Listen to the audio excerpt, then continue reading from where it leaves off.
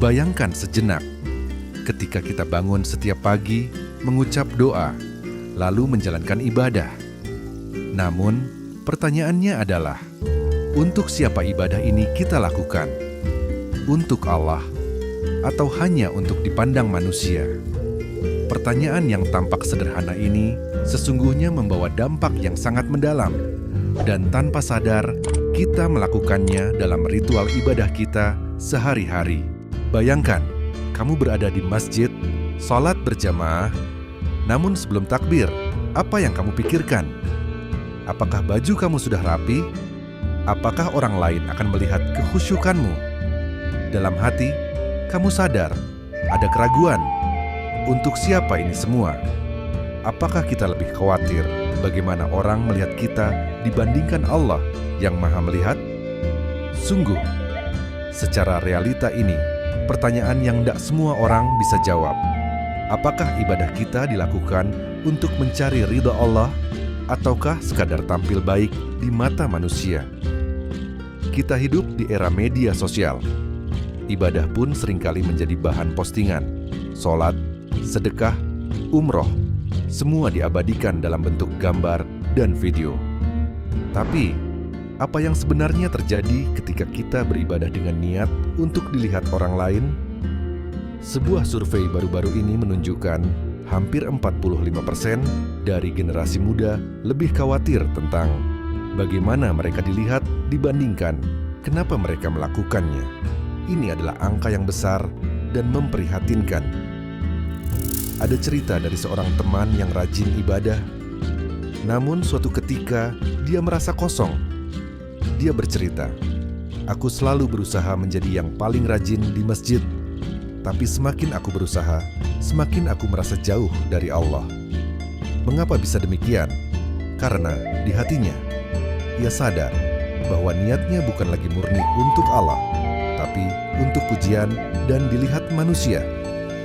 Ibadahnya berubah menjadi rutinitas tanpa makna, dan ini adalah sebuah hal yang miris untuk kita sesama Muslim. Sebenarnya, hati kita tahu ketika niat kita mulai bergeser. Secara ilmiah, hal ini sudah dipelajari. Penelitian dalam bidang psikologi religius menunjukkan ketika seseorang beribadah dengan niat untuk dipuji manusia, mereka akan mengalami lebih banyak tekanan, kecemasan, dan rasa bersalah. Faktanya, seseorang yang mempraktikkan spiritualitas murni hanya untuk Allah, mereka memiliki kualitas hidup yang lebih baik dibanding mereka yang melakukannya karena tekanan sosial.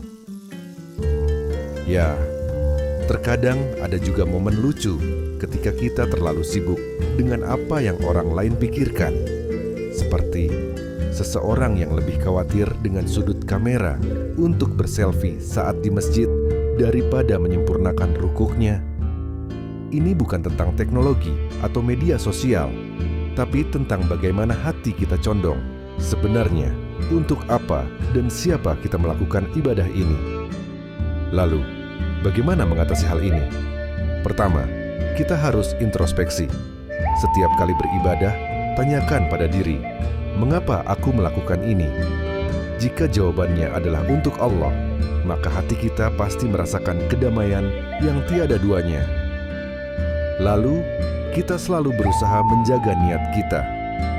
Ibadah bukanlah panggung untuk dilihat manusia, tapi jalan untuk mendekat kepada Allah.